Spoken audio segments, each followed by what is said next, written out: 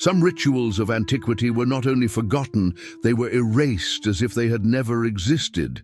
And among all the mysteries that history whispers, few are as dark as the nocturnal rituals of the priestesses of Babylon, ceremonies that were never written on tablets, never told to the people, and that carried a devastating price for any young woman who failed.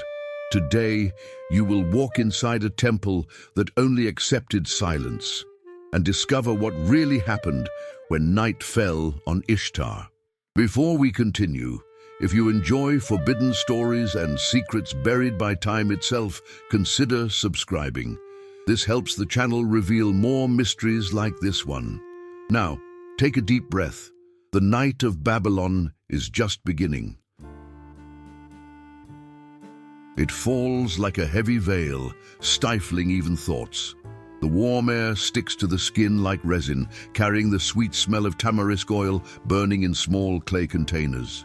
The flames flicker with the wind that crosses the inner courtyard, spreading fine ashes that stick to your arms as if the city itself wanted to mark you before you cross the boundary that separates the common world from what happens inside here. Ahead of you, the bronze gate of the Temple of Ishtar glows with a deep red, as if lit from within. Two older priestesses guard the entrance. Their eyes, painted with dark coal, follow you without haste. Their mouths, marked by a trace of ash, remain sealed, not by vow, but by purpose. They don't ask questions, they don't grant permission, they don't offer comfort. They just observe, as if they could see more than what you admit to feeling. When the gate opens, the sound is not of metal dragging. It's a low, circular, repetitive chant coming from somewhere deep inside the temple. It has no melody, it has no rhythm, it has no beginning. It's as if the building itself is breathing through that sound, vibrating right in the center of your chest. You cross the entrance and realize that no one here moves quickly, no one raises their voice, no one deviates from the path. The priestesses circulate like obedient shadows, each gesture calculated, each step silent, as if they fear disturbing something that is dormant or that is about to awaken. The lamps hanging on the walls project elongated, distorted shadows that tremble as if trying to escape their own outlines. A young priestess passes by you holding a bowl of perfumed oil. Her hand trembles. Some drops fall on the floor like invisible tears. She doesn't look at you, and yet you feel the fragmentation of her fear, a disciplined, trained, molded fear. Further ahead, near the sacred courtyard, other young women wait lined up against the wall. Their hands intertwined at the level of their bellies betray hidden tension beneath their rigid posture. Their dresses are simple, but each carries marks on their wrist and chest, symbols engraved on their skin with ink and ash. Some say they represent vows, others renunciations. Among them is a young woman who breathes differently, as if the air is getting heavier with each second. An older priestess approaches this young woman and draws a symbol in the air in front of her face. The gesture is quick, firm, almost harsh. The young woman closes her eyes as if accepting a destiny traced long before her birth. The lamp beside her flickers. For an instant, the shadows of the two merge on the wall, as if the temple is trying to swallow the image. Then, a narrow door, dark wood, ornaments of worn gold, opens by itself. A cold wind escapes from there, although no air from outside can enter that temple. The older priestesses make a single movement with their heads. The young women understand. They begin to walk. No one explains the ritual. No one pronounces its name. No one admits that it exists. And it is precisely in this absolute silence, in this corridor that seems to breathe along with you, that the truth begins to reveal itself. None of that is simple devotion. Nothing is just faith. Nothing is just tradition. This is a ritual that could not be recorded, a ritual that could not be discussed, a ritual that could not be broken. Because the price for those who broke it was not spiritual, it was human, and it was devastating. But before understanding the ritual itself, you need to understand the place where these young women lived. a temple that seemed sacred on the outside, but functioned as a silent machine on the inside. The Temple of Ishtar dominated the landscape of Babylon like a spiritual fortress. Its walls were high, imposing, painted with pigments that symbolized fertility, power, and absolute devotion to the goddess. But whoever entered its corridors quickly discovered that that beauty hid a rigid, disciplined, and deeply calculated system. When you take a few steps beyond the narrow corridor, you begin to feel that organized darkness does not belong only to religion. There is something deeper there, something that was not created to feed people's faith, but to control their behavior, their alliances, and even their family destinies. Most people in Babylon believed that the temple was the spiritual heart of the city, but just crossing the first row of columns is enough to realize that it functioned much more like a government within the government, an institution that breathed on its own and dictated rhythms that no king would dare to interrupt. The priestesses who circulate through the hall are not simple servants of the goddess. They are part of a hierarchy as old as the city itself. Every detail in that place, from the inscriptions on the walls to the way the torches are aligned, is part of a structure that did not arise spontaneously. It was built over centuries, shaped by kings, advisors, astrologers, and bureaucrats who saw in religion the most efficient way to maintain order in Babylon, especially when the people were too restless and politics too unstable. These women were not reclusive just out of devotion.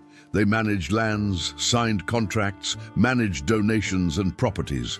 Many were responsible for important records because the temple guarded not only rituals, but knowledge, wealth, and politics masked as spirituality. Religion was just the surface. Beneath it was an immense network of interests that extended throughout the city, a network that fed and sustained the very machine that you are now crossing. And it is at this moment that you perceive something subtle but powerful. The priestesses of the night were not chosen by mystical criteria. That was what the people believed, and what they should continue to believe. But inside the temple, the real reasons were colder. Those selected to participate in the nocturnal rituals were often young women whose names were of political interest to the institution.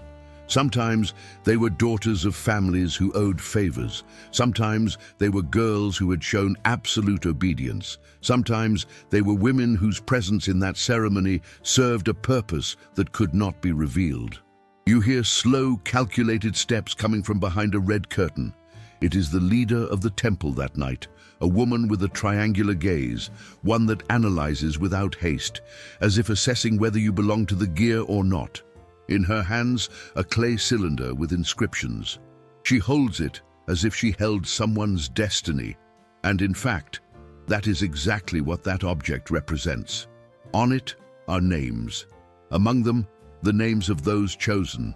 For the people, the ceremony was sacred. For the elite, it was politics. For the temple, it was a tool. And for the chosen women, it was something much more cruel. A crossing that could not be refused without consequences. The nocturnal ritual was not just a religious rite, but a way to reinforce lines of power, to test obedience, to control entire families through the daughters who entered here and rarely left the same way. The temple was not a house of prayer. It was a machine, and each woman, each vow, each silence, each gesture was a gear in that machine. When you realize this, the sound that echoes from the inner chambers no longer sounds like a sacred chant. It sounds like a warning. It sounds like the pulse of something much bigger, something that cannot be contested, something that moves the destiny of those who dare to cross its gates. But no ritual is born from nothing. To understand why these forbidden ceremonies existed, it is necessary to go back to the exact moment when Babylon trembled, the day when an unexpected death opened space for a pact that should never have been created. The sound of the chants changes as you approach the inner columns. It is deeper, more loaded, as if the stone itself kept echoes of voices that have not existed for centuries. And it is precisely in this environment that the origin of the nocturnal rituals begins to reveal itself. Not as a story told openly, but as those memories that an entire city tries to erase, and that even so survive in the intervals of silence between one ceremony and another. From that moment on, the young women chosen to serve the night began to be separated from the rest of the group. There were no external witnesses. There were no complete records. There were no explanations. Only orders that needed to be obeyed, because disobeying them meant challenging not only the goddess, but the political structure that supported that cult. And over time, the ceremony ceased to be just a response to a momentary crisis. It became tradition. A tradition that no one dared to question, a tradition loaded with secrets and surrounded by a taboo so deep that even older priestesses admitted not understanding all its details. Some said that the ritual purified. Others claimed that it granted visions. But there were those, few, silent, almost whispering, who believed that the true origin of the ritual was neither spiritual nor prophetic, but something much more earthly, the need for absolute control. When you observe the shadows that move in the back of the temple, you realize that this origin is still there, trapped between the walls like an ancient whisper, and that the nocturnal rituals were not born of devotion, but of a dangerous mixture of fear, politics, and power. A mixture that, like all human creation, ended up becoming too big to be undone without consequences. But no young woman was thrown into the ritual without preparation. Before the forbidden night, they went through an invisible training, silent, rigid, emotional, capable of shaping even fear. The first thing that changes when the ritual approaches is not the sound, but the silence. A meticulously controlled silence which spreads through the temple like a kind of invisible warning.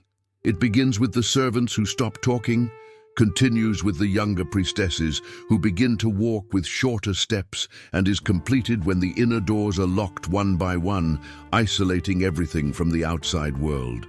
It is at this moment that the night selection happens, not as an announcement, but as a decision that is already written long before anyone realizes they have been chosen. The older priestesses carry small clay tablets wrapped in red fabric. They are lists, but they are not common lists. Often, whoever is on that tablet does not know, and whoever thinks they will be chosen is not. Families believe that the choice is based on divine signs, prophetic dreams, and omens read in the stars. But here inside, you perceive something very different. The selection is a political mechanism, a calculation of convenience, a way to maintain links and debts between the temple and the families that influence the city. You observe an elderly priestess walking slowly through the hall. She stops in front of a group of young women who wait with their heads bowed. Each tries to control their breathing, as if that could change what is about to happen. The leader raises the clay cylinder, touches the name with her finger, and whispers something to the helper beside her. The young woman indicated takes a step forward. There is no applause. There is no commotion. Only that silence so heavy that it seems to step along with her. The young woman tries to maintain her posture, but her fingers contract for an instant. Just an instant, enough to show the fear that she tries to hide. The leader does not react. The ritual demands obedience, and obedience begins here in the impossibility of refusing. But what no one outside knows is that the night selection is also a test. The priestesses observe every detail. Who hesitates? Who tries to appear too brave? Who looks to the side? Who keeps their eyes fixed on the ground? Who swallows hard? Who smiles without realizing it? Nothing goes unnoticed. There are also those who are chosen not for what they did, but for what they represent. A daughter of an indebted merchant, a sister of an influential scribe, a niece of someone the temple wants to keep close. Religion here is not the end. it is the vehicle. And the young women feel this without ever hearing a direct explanation. They perceive it in the gestures, in the looks, in the weight of the hands of the older ones who hold their shoulders during the marking. When a young woman is selected, she receives a stroke of dark ink on the wrist area. It's a simple but powerful symbol. It marks not only the choice, it marks the separation. From that stroke, she begins to walk at another pace, eat in another place, sleep in another room. The previous life dissolves like smoke, and the temple reinforces this with an almost cruel precision. The mark is only removed when the ritual ends, if it ends. The corridor where the chosen ones wait is narrow, illuminated by lamps that project deformed shadows on the walls. Some young women try to control the trembling of their hands. Others close their eyes as if trying to disconnect from reality. One of them, one with large, almost translucent eyes, breathes so quickly that she seems to be about to faint. An older priestess approaches, not to comfort her but to evaluate her. The ritual demands strength, or at least it demands that weakness be hidden. While observing the scene, you perceive what is perhaps the most revealing detail. The knight selection is not just the first stage of the ritual.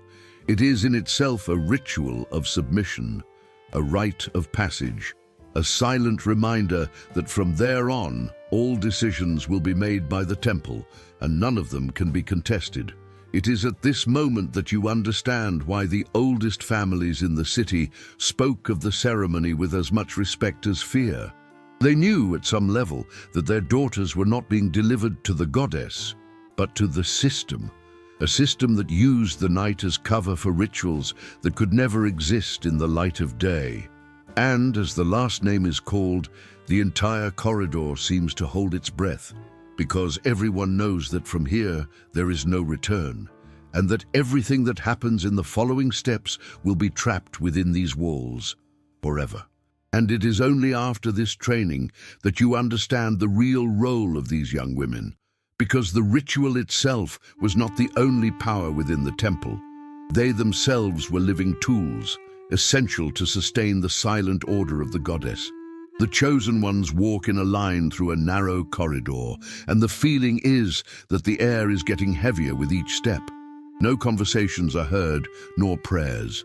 Only the slow dragging of leather sandals across the stone floor, an almost rhythmic sound that resembles a collective breath, as if they were all connected by the same invisible thread.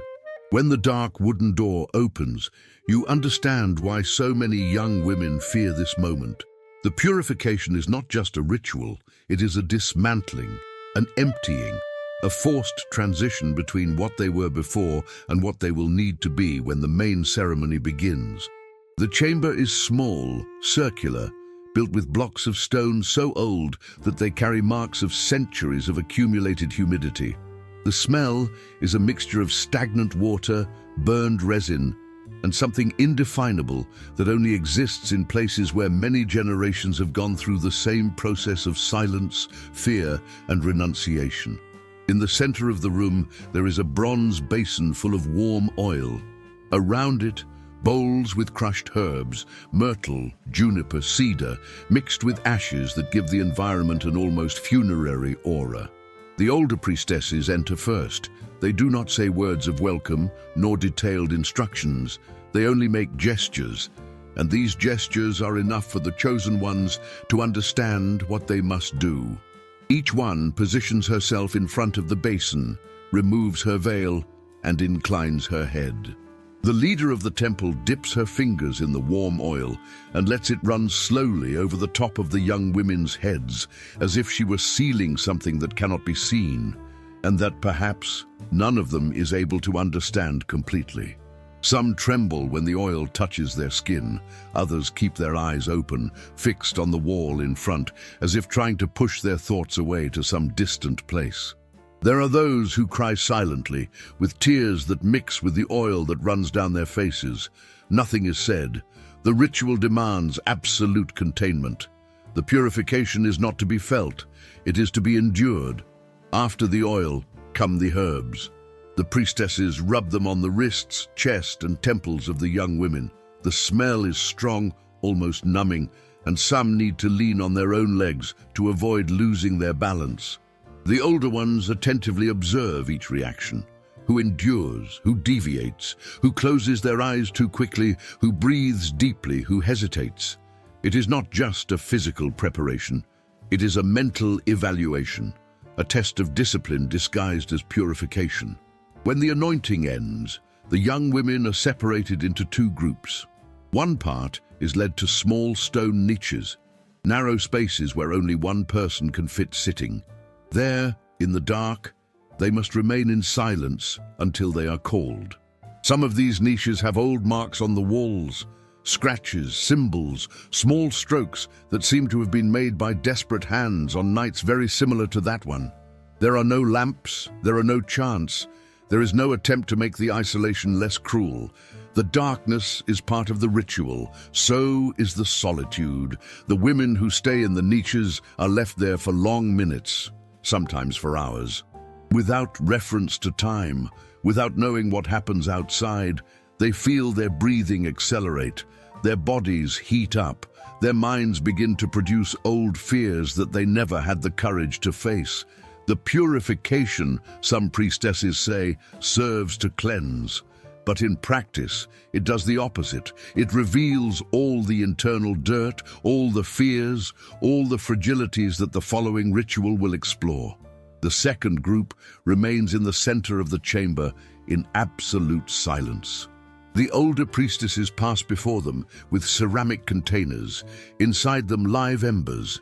They shake the containers slowly, and the smoke fills the environment, creating a thick fog that irritates the eyes and makes breathing difficult. The intention is clear: to confuse the senses, to lead the mind to a state in which reality and imagination begin to mix. The purification is not a spiritual preparation. It is a psychological deconstruction.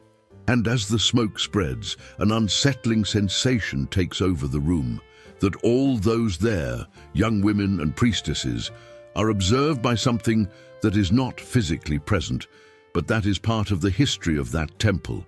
Something that has gained life through centuries of repetitions, erased voices, forbidden stories, and choices that were never truly choices.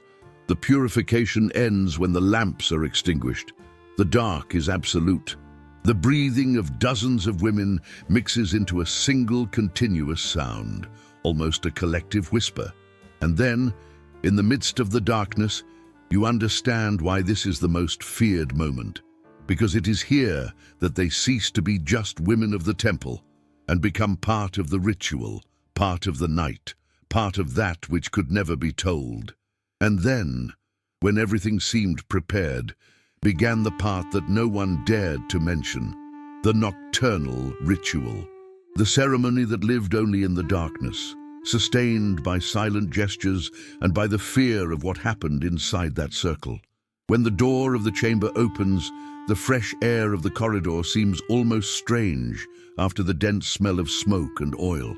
The young women walk slowly, some still with their eyes irritated by the ashes that were blown on them, others with their hands clenched to contain the tremor that insists on escaping.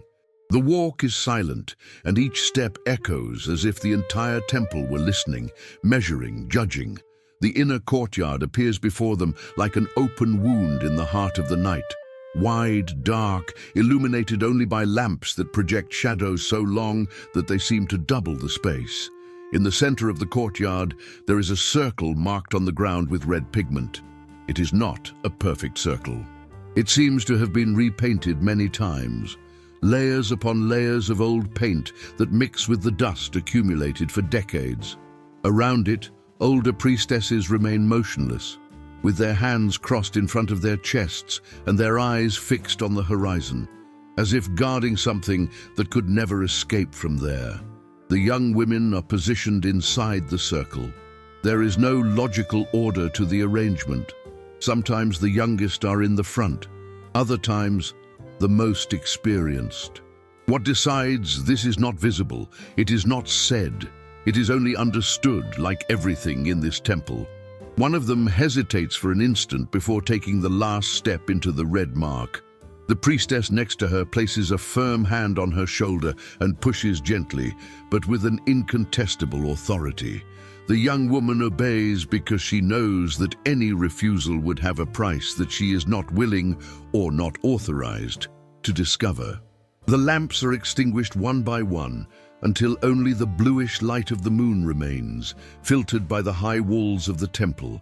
The darkness is not total, but it is deep enough to distort shapes, shuffle shadows, transform faces into almost unrecognizable outlines. It seems that the world itself slows down. The wind that previously swayed the fabrics now silences. The external sounds disappear. Even the air seems denser, as if the temple were holding its breath along with them. And then it begins. An older priestess raises a long object wrapped in fabric. It is difficult to know what is under the fabric. Perhaps a symbol, perhaps an instrument, perhaps something that no one would dare to name. She takes a step forward and touches the ground with it 3 times. Each touch echoes in the courtyard as if it vibrated inside the stone. Then she walks in a circle around the young women, murmuring words that do not belong to the common language. They are broken sounds, dragged syllables, a cadence that seems to invoke something that comes from long before them. The youngest begin to repeat the breathing train during the afternoon. Short inhalations, long exhalations, almost as if they were trying to follow a rhythm that is not human. The shadows move on the walls in patterns that do not match the position of the moon. For an instant, you have the impression that older figures, those who lived centuries before, are there, observing, judging, waiting. A young woman stumbles. She does not fall, but the movement is too abrupt to go unnoticed. The priestess closest to her touches her wrist and makes a short gesture with her hand, as if she were marking some invisible note in a silent count. The young woman tries to recover, but her eyes remain wide open, fighting against something that cannot be seen. Perhaps fear, perhaps anticipation, perhaps a memory that no human being should revisit within these walls. The chant then begins, coming from all directions. It is not a beautiful chant, it is not harmonious. It is a deep, dragged, almost animal sound, made to vibrate in the chest of whoever listens.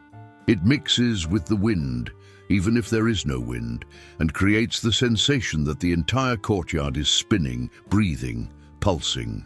The older priestesses begin slow, circular movements, which the shadows imitate in an unsettlingly precise way, as if the shadows had a life of their own. The culminating moment of the ceremony is not visible. It never is. What happens in the center of the circle is always partially hidden by the shadows, by the positioning, by the very silence that seems to fold over itself. Some young women close their eyes, others keep them open too much, as if they feared that something would happen if they blinked. There is an instant, a single instant, in which all seem to feel the same thing. A sudden cold at the base of the neck, a shiver that runs down the spine, a sensation that could be described as presence. And then, in the same abrupt way that it began, the ritual ends. The older priestesses extinguish the last lamps. The red circle becomes almost invisible under the faint light of the moon. The young women do not speak. They do not move. They only breathe, as if they needed to remind their own bodies that they are still alive. None of them looks to the side. None questions. None tries to understand. Because they know, all know, that what happens here cannot be described. It cannot be written. It cannot be repeated. The night ritual exists to remain in darkness, and any attempt to reveal it comes at a price no one wants to pay. But the true terror of the temple was not in the ritual. It was in what happened when someone failed. The price for the slightest deviation was not symbolic. It was human, definitive, and impossible to reverse.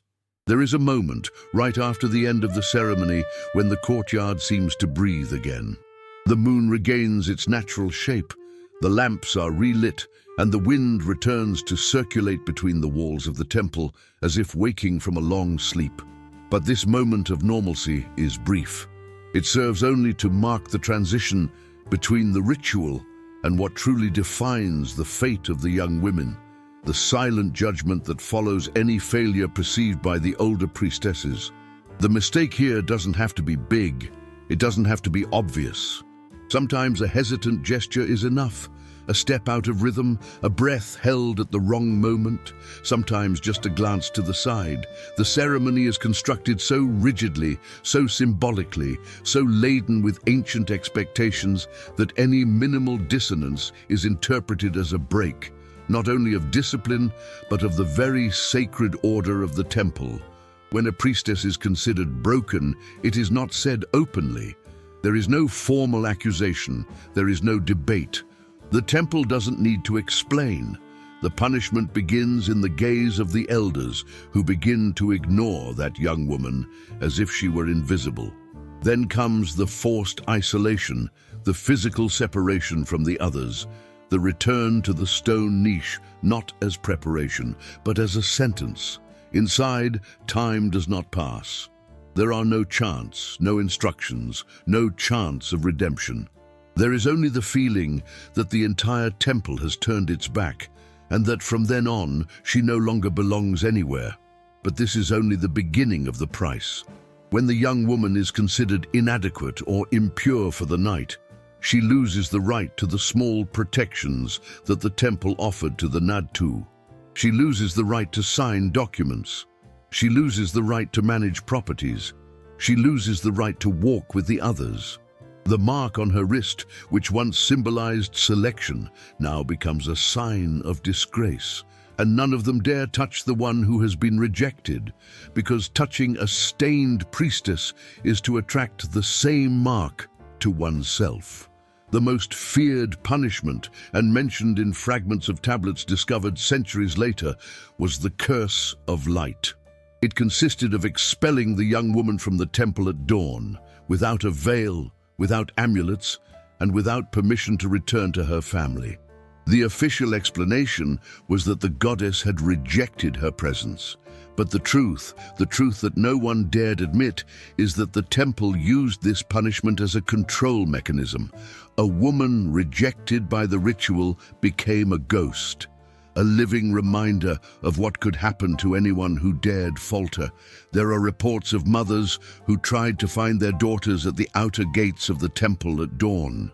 Some stayed for days waiting, bringing water and bread, convinced that they would be accepted if they insisted enough.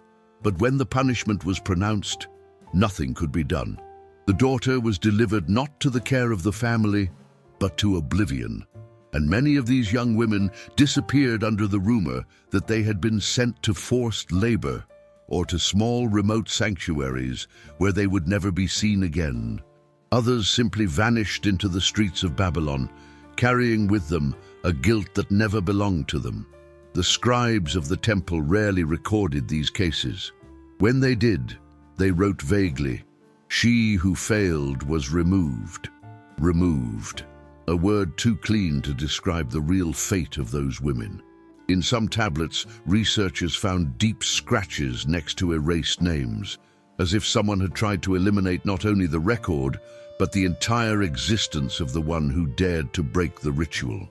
And it is in this detail, in these scratched names, in these removed lines, in these deliberate gaps, that the truth appears more strongly than in any preserved account.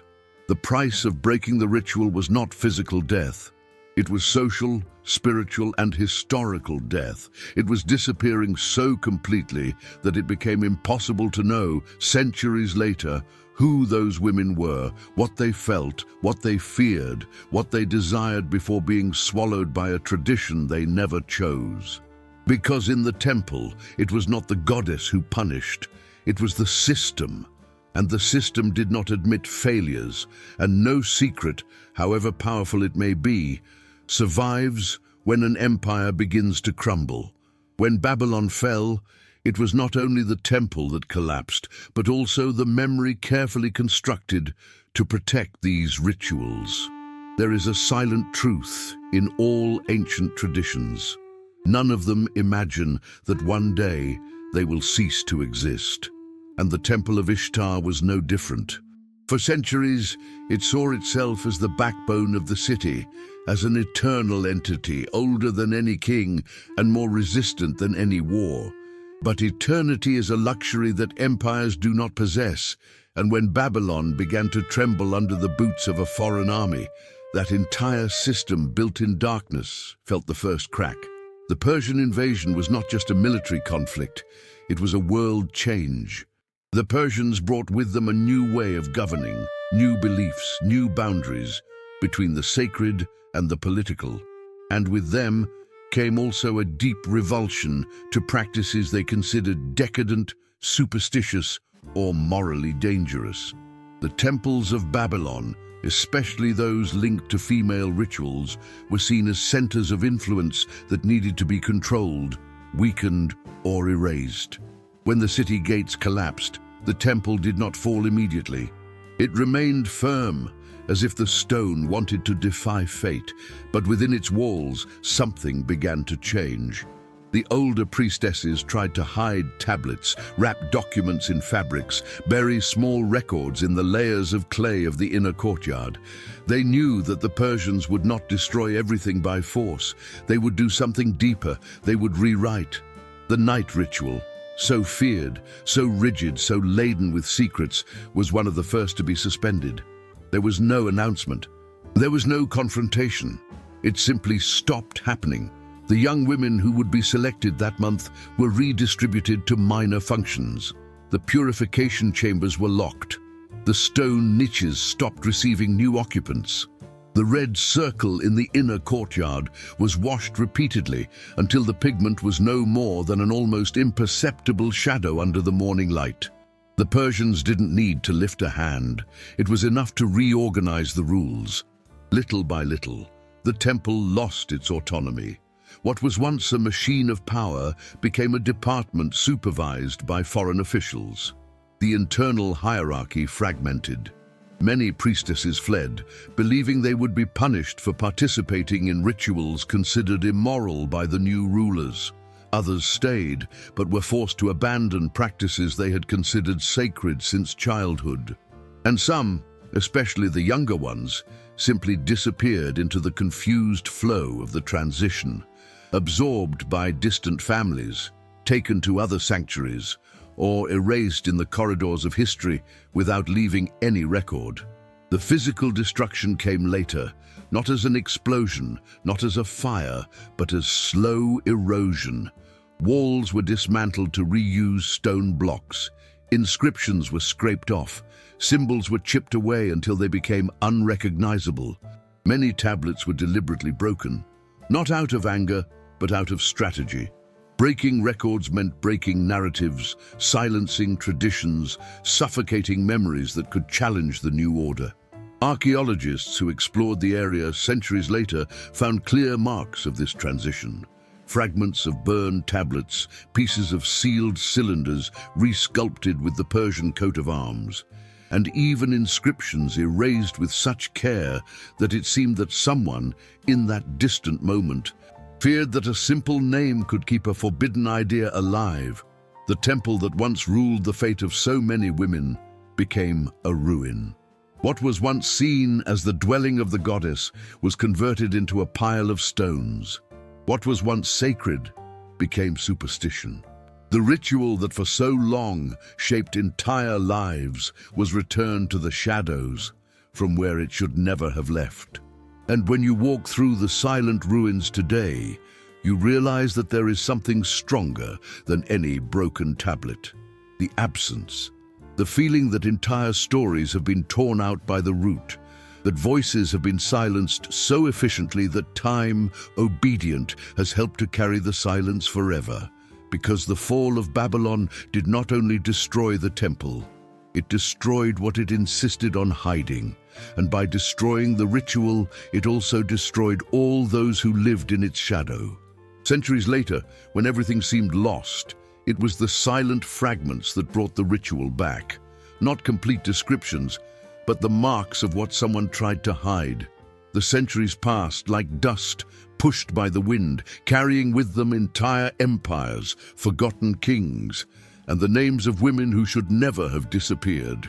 And for a long time, it was believed that everything that had happened inside the temple, especially the night rituals, had been erased so completely that it would never return to the surface. But history rarely obeys itself. It likes to leak through the cracks, to survive in objects that no one considers important, to return through fragments that resist almost stubbornly to oblivion. It was like this in 1914, when a small team of British and Iraqi archaeologists was excavating a secondary area of the ancient ruins of Erech. They were not looking for large temples, nor monumental inscriptions. They only wanted to map ancient layers of habitation. But when they removed a row of worn bricks, they found a set of tablets that seemed to be hidden on purpose, small, broken pieces, wrapped in fabrics that had almost completely disintegrated, protected only by the compaction of the earth around them. The first impression of the archaeologists was that these were common administrative records, lists of grains, land contracts, exchange notes. Babylon produced thousands of these tablets, and finding a few additional ones didn't mean much. It was only when they began to clean the clay surface and noticed unusual symbols that they understood that this was not just ancient bureaucracy, it was buried memory. Among more than 50 fragments, one in particular caught attention. It carried the partial inscription, "Those who walk in the night." The text was interrupted, almost corroded, but the choice of words was rare enough to ignite suspicions. In the following days, the archaeologists found other pieces, some with marks of names scratched with unusual force, others with repeated symbols that seemed to be associated with the red circle mentioned in late myths. The most important fragment, however, was catalogued as 21b.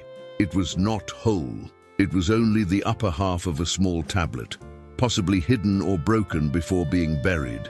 The text, despite being incomplete, contained something disturbing, a set of short instructions that mentioned purification without light, vigilance of the elders, and a phrase that, when translated, generated heated debates among the specialists. "Let no word come out of the mouths of the chosen ones, and let the shadows carry what the eyes should not see." There was no doubt this was related to the night rituals. The letters sent by the archaeologists to their research institutes reveal both fascination and discomfort. One of them described fragment 21b as an echo of something that should not have survived. Another wrote that there is a sense of purpose in the way these tablets were hidden, as if someone wanted to protect these stories, not preserve them. The expressions used in these letters show that the researchers felt, even without complete context, that they were touching something deliberately buried.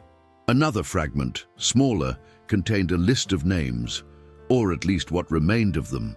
Most were scratched so deeply that the clay seemed torn out with anger. Some names were completely destroyed, others survived only in one or two letters, and the archaeologists noticed something unsettling. The scratched names were all female.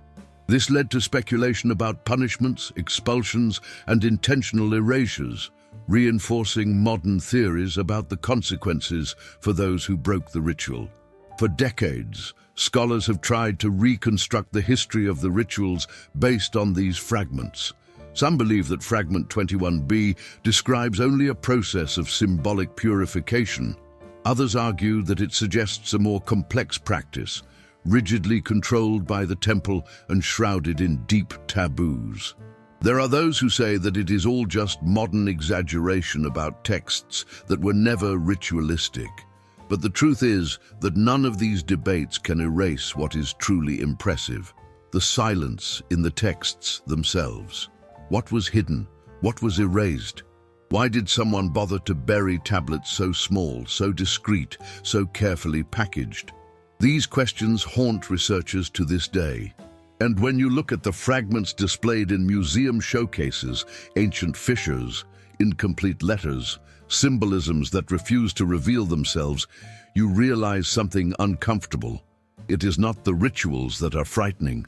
It is the absence, the clear intention to conceal, the feeling that the women who lived those moments never had the chance to tell their stories, and that the temple, fearing its own shadows, tried to bury them along with everything that should not survive. Because sometimes what most reveals the past is not what has been preserved, it is what someone tried to erase and still failed completely. And when you leave the temple behind, you realize something unsettling. Some shadows do not disappear, even when all the history around them is destroyed. When you leave behind the inner courtyard and return to the silent corridors of the temple, the night seems different, as if it had gained a weight that did not exist before. The lamps flicker with less force. The shadows lengthen like tired arms trying to reach some unattainable point, and even the stones on the floor seem colder. The feeling that remains is not of conclusion, nor of understanding, but of something unfinished, as if part of the story were waiting on the other side of the dark, unable to cross. It is impossible to walk through these environments without thinking of the women who passed through them. Women whose names were scratched out, whose voices were silenced, whose steps echoed through the same walls, without witness, without record, without the slightest guarantee that the world would one day know that they existed. They were not queens, nor generals, nor prominent figures in the official chronicles. They were shadows within a system that never allowed them to shine in the light. And for this very reason, they are the ones who remain the most, not as characters, but as presence. The Babylon that once housed these rituals has disappeared. Its walls have crumbled, its kings have been replaced, its divinities have fallen into the oblivion of those who prefer to remember only what comforts. But the feeling left by these surviving fragments, this echo of steps that walked in the night, this carefully constructed gap, remains. Not because the past resists on its own, but because certain silences refuse to die when they were created to hurt. The ritual that took place here was not just a religious practice. It was an instrument, a tool of control, a subtle mechanism capable of bending families, domesticating fears, shaping alliances, and erasing stories that could challenge the balance of power that the temple maintained with such discipline. And when the broken tablets show names scratched with violence, they are not only revealing who was punished, they are revealing who was too dangerous to be remembered. Perhaps that is why so many people, when looking at ancient ruins or fragments displayed in museum showcases, feel that discreet lump in their throat, not because of wars or kings, but because of lives that were swallowed by institutions that called divine what was only human, extremely human, cruelly human. Because there is something deeply disturbing in realizing that traditions so rigid can be born from fear, and that systems so influential can survive only because someone decided that silence would be more useful than the truth. And yet, no tradition, however well constructed, can completely erase the traces of those who lived it. There always remains a mark, an incomplete record, an interrupted word, a tablet buried by hands that knew they were disobeying the order. History, when it finally allows itself to be seen, does so through these cracks. Never by what is whole, always by what they tried to hide. And it is at this point that you understand that the night rituals of the priestesses of Babylon did not simply disappear because the city was conquered. They disappeared because they were planned to never survive, to be practiced in the dark and buried in silence, to exist only while they served the purpose of those who created them, and then crumble along with everything that could not continue in the light. But not everything is erased. Not every silence manages to bury an entire life. Not every shadow agrees to disappear. Some remain, persist, leak through the cracks of time, like Fragment 21b, like the scratched names, like that unsettling feeling you felt when you entered the temple for the first time, the feeling that forbidden stories always find a way to breathe, even if it is through fragments of broken clay. And when the video ends, what remains is not the ritual. It is the question. How many other stories like this have been erased? How many are still buried, waiting to be found? And how many continue to live, not because they survived intact, but because someone tried to hide them too much? If you want to continue exploring these dark chapters of history that few dare to touch, follow here. There is much more in the shadows than the official records ever admitted.